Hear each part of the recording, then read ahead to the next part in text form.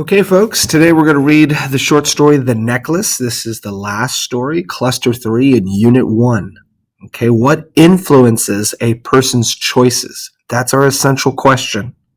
Okay, we had Ray influenced by his father in The Good Samaritan. Okay, then we had Thank You, Ma'am, where if we take a look at Roger or Mrs. Luella Bates Washington Jones, and both of them were influenced before they made their decisions. And so we have our last short story dealing with choices. What influences a person's choices? The Necklace by Guy de Maupassant. Here we go. Okay, we're going to find out. Let's set a purpose, guys. Let's find out what Mathilde Liesel wants in her life.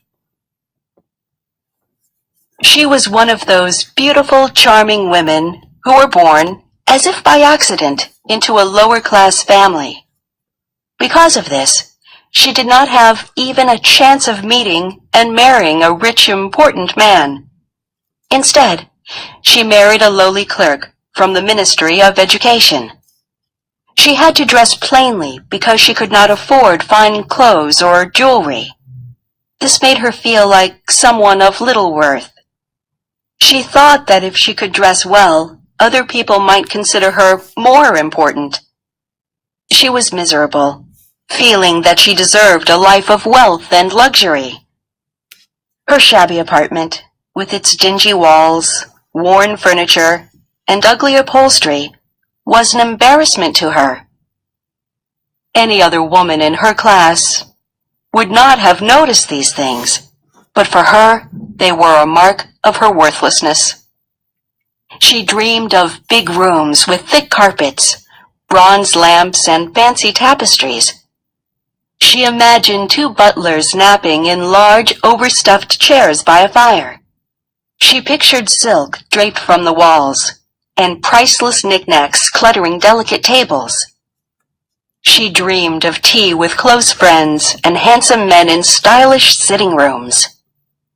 At dinner, she watched her husband lift the lid of the soup tureen and exclaim with delight, "Ah, a good stew! There's nothing I like better."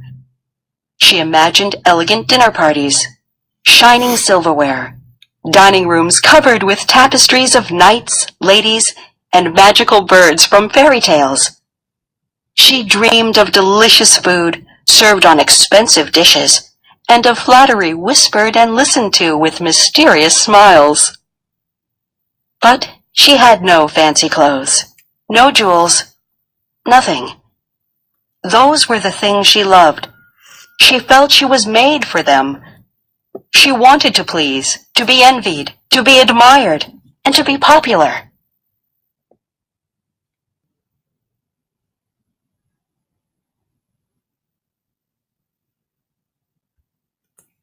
She had a rich friend from school, but she did not like to visit this friend. It made her so miserable.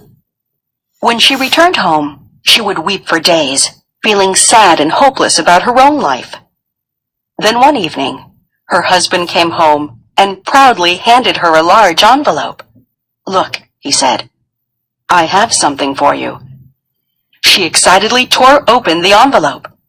Inside was a printed card that said, "The Minister of Education and Madame Georges Ramponneau invite Monsieur and Madame Loisel to an evening reception on Monday, January 18th.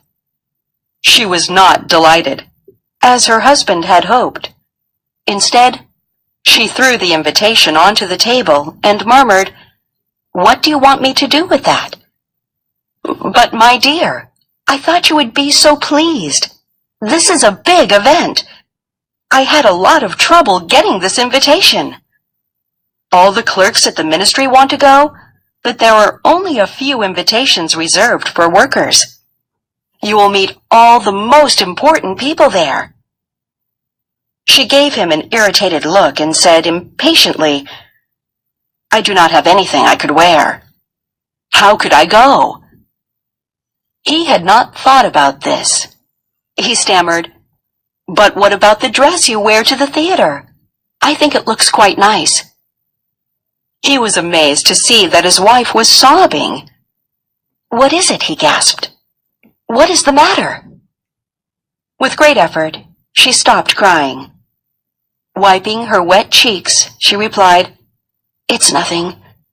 I just don't have an evening gown, so I cannot go to the party. Give the invitation to a friend at the office whose wife can dress better than I can." He was stunned and said, "Mathilde, how much would it cost for a suitable dress that you could wear again?" She thought for several seconds, wondering how much she could ask for without a shocked refusal from her thrifty husband. Finally, she answered, "I am not sure exactly, but I think I could manage with 400 francs. His face turned pale, because that was exactly the amount of money he had saved to buy a new rifle. He wanted to go hunting in Nanterre the next summer with some of his friends. However, he said, "All right, I'll give you 400 francs, but try to find a beautiful dress." The day of the party approached.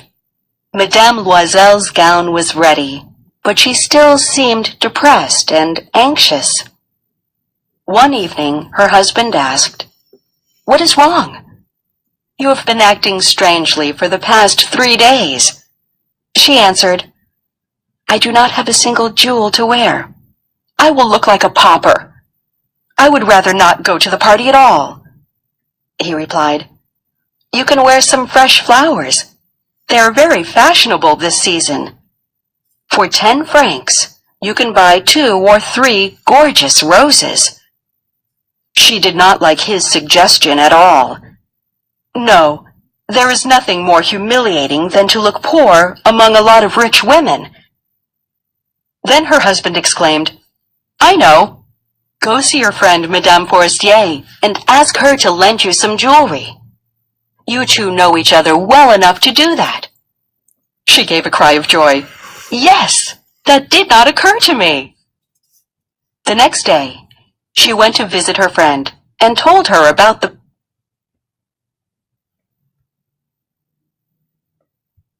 problem. Madame Forestier went to her large closet with mirrored doors, took out a big jewelry box, brought it to Madame Loisel, opened it, and said, "Choose whatever you like, my dear." Her eyes wandered over some bracelets, then a pearl necklace, then a gold Venetian cross set with stones.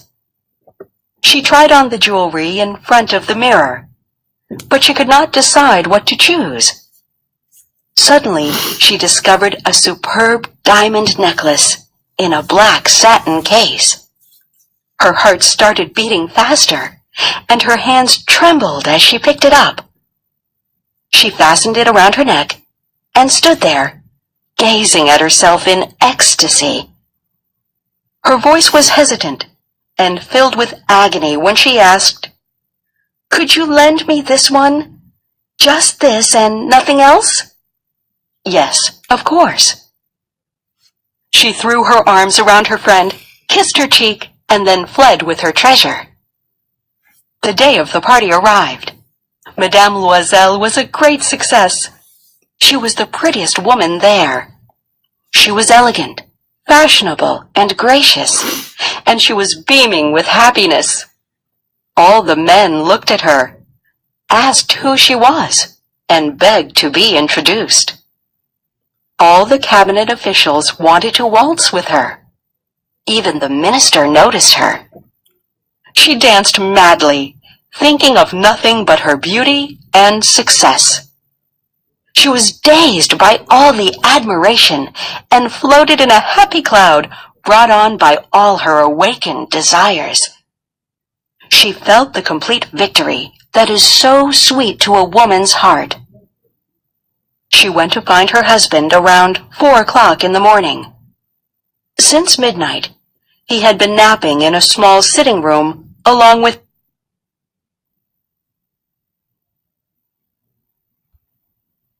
3 other gentlemen whose wives were having a wonderful time. He covered her shoulders with her wraps. They were plain, from her everyday life, and their shabbiness clashed with the elegance of her evening gown. She felt this, and longed to escape quickly, so that the other women, who were covered in expensive furs, would not see her. Loisel held her back. "Wait, you'll catch cold outside. I'll go for a cab." But she wouldn't listen to him, and went quickly down the stairs. When they reached the street, they did not see a carriage. They set out to find one, waving at the drivers they saw in the distance. They walked toward the Seine, desperate and shivering. Finally, they found a cab on the wharf. It was one of those old carriages that are only seen at night in Paris, as if they are too ashamed to show their shabbiness during the daylight. It took them to their door in the Rue des Martyrs, and they climbed sadly up to their apartment. For her, it was all over. He was thinking that he had to be at the ministry at 10 o'clock. She took off her wraps in front of the mirror, so that she could see herself once again in all her glory. Suddenly, she cried out. There was nothing around her neck. The necklace was gone. Her husband, who was already half undressed, asked, "What's the matter?" She turned toward him in a panic. I don't have Madame Forcier's necklace." "What? That's impossible.